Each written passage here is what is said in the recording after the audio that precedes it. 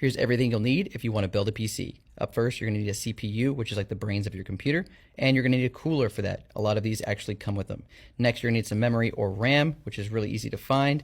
Then you're going to need some storage, aka a hard drive or an SSD.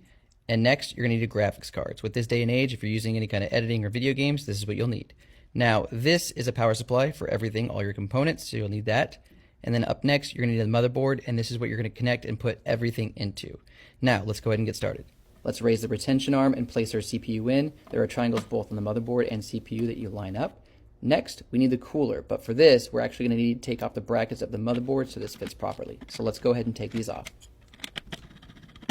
When installing a cooler, you're going to need some thermal paste. This is the kind that I like, but some of these coolers actually come pre-applied just like this one. Let's install it.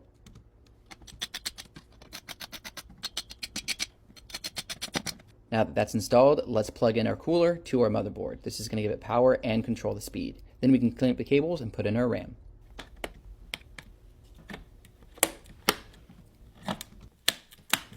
Let's install our storage. This is an M.2 which plugs directly into the motherboard. This one we're going to take off the heatsink and then we're going to plug that in. Now, make sure you take the plastic off because we don't want to insulate this.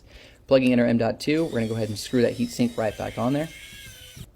One of my favorite things is installing a graphics card. You're going to see it has a missing tooth. It just plugs in right to the motherboard. Just slide it on in and then you'll hear a click.